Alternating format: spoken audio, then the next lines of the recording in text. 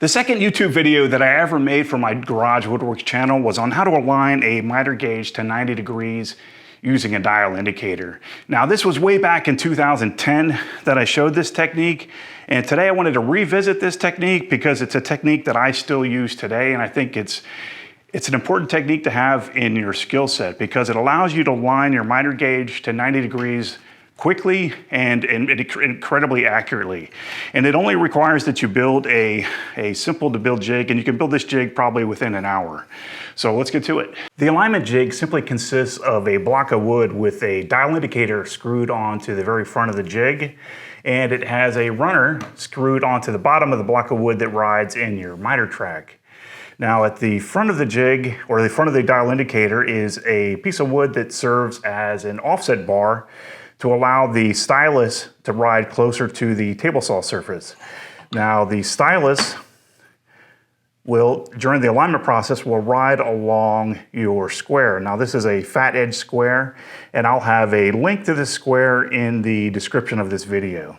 In order to use this alignment technique, you want to place the jig up towards the front of the table saw, and you want to have the stylus up against your square, which is resting against your miter gauge. Now, as you push the square forward with the miter gauge, you shouldn't see any movement in the needle if your miter gauge is a perfect 90 degrees. Now, I've intentionally misaligned my miter gauge so that I can show you guys what happens when you push this square forward with a misaligned miter gauge and see what the effect is on the movement of the needle. So as I push this square forward with the miter gauge, you can see that the needle is moving towards the right, and that means that the miter gauge is tilted a little bit this way because the dial indicator stylus is going in towards the dial indicator as I push it forward. What's really cool about this technique is that I know which way to adjust my miter gauge in order to bring it into alignment based on which way the needle is spinning. And I also know by roughly how much, because the magnitude that the needle moved is directly correlated to the degree of misalignment in your miter gauge. So if you only see a little bit of dial indicator needle movement, you know that you only need to adjust your miter gauge by a tiny amount. So I'm going to make an adjustment to my miter gauge and then recheck the alignment on the dial indicator.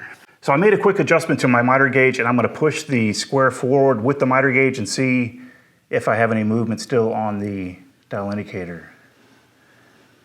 And it's moving about 4/1000 of an inch still towards the right. So I'm going to make another adjustment to my miter gauge and recheck. Okay, so I made one more tiny adjustment to the miter gauge, and let's see how the alignment is doing now. All right, I am seeing no movement on that dial indicator needle, so I am pretty happy with this alignment. So I'm going to go ahead and tighten the alignment nut all the way down and call this good. Now, another thing that you can do with this technique that I didn't show in the first video is you can also check the alignment of your 45-degree positive stop on your miter gauge. Now, after you've aligned your miter gauge to 90 degrees, just tilt it to 45 degrees. And if your miter gauge has a positive stop at 45 degrees, you can confirm its accuracy. Now, in order to use this at 45 degrees, unlike using it at 90, this technique, you also need to have a 45-degree angle block. Now, you would just take your 45-degree angle block with the square up against the fence of your miter gauge and make the 45-degree angle block flush with the square and just slide it down until it makes contact with the fence. And now, once I push this forward at 45 degrees and I don't see any movement in the dial indicator needle, I will know that my 45-degree positive stop is accurate. So let's see what I got.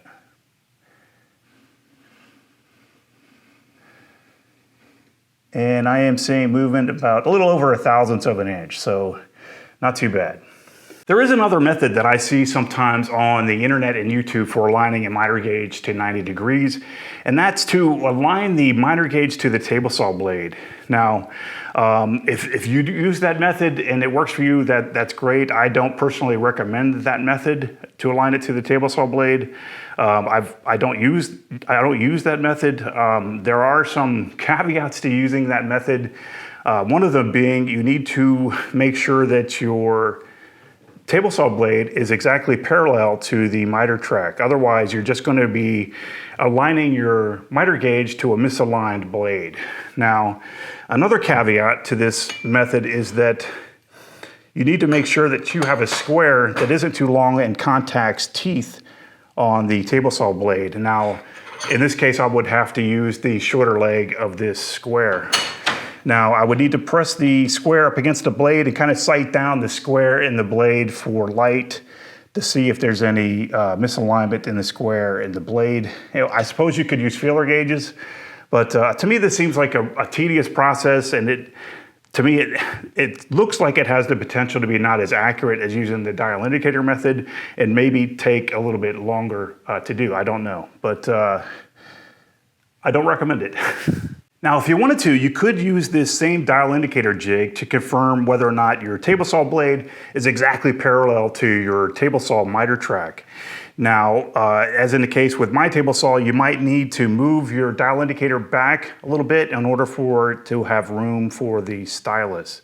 Now, all you would need to do is just drill another hole for the dial indicator. Now, with your table saw unplugged, go ahead and make a dot with a Sharpie at the front of your table saw blade.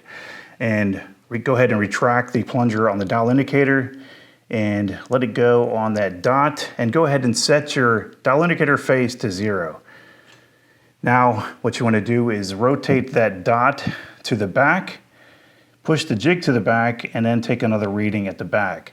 Now, if you see the dial indicator needle also at 0 in the back as it was in the front, you can feel comfortable knowing that your table saw blade is parallel with your miter track. Now, mine is off by about 1/2 of an inch. Now, in my opinion, that's not that bad. It's not worth going through the trouble of aligning the surface of this table saw to the blade for 1/2 thou. Now, most of the time when I make a YouTube video where I'm using a dial indicator to align something on the table saw or something else in my shop, I always get these comments about how this is woodworking, wood moves, we really don't need that high degree of accuracy, yada, yada, yada. But from my perspective, this is more about speed than it is accuracy, although accuracy is important. But this is a really quick method for aligning the miter gauge. Once you try it and you get used to doing it, you'll find it's I think you'll agree with me that it's a fast and quick method. There's no putzing around. And then when you're done, you know it's aligned, and you know that you have an accurately aligned miter gauge. And in my opinion, that makes me feel a little good about the alignment. I know that when I go to make cuts, if something comes off a little funny off of the table saw, I can feel comfortable knowing that it's not because of the alignment of my saw or my fence. I know that it was just poor technique or some other factor came into play, and it wasn't because of an alignment issue. So in my opinion, I try to remove error wherever I can. And then error that creeps in from technique or whatever, that's not compounded by error that was introduced from a poor alignment. So there you go. So I hope you found this somewhat useful and you start applying it in your shop. Thanks for watching.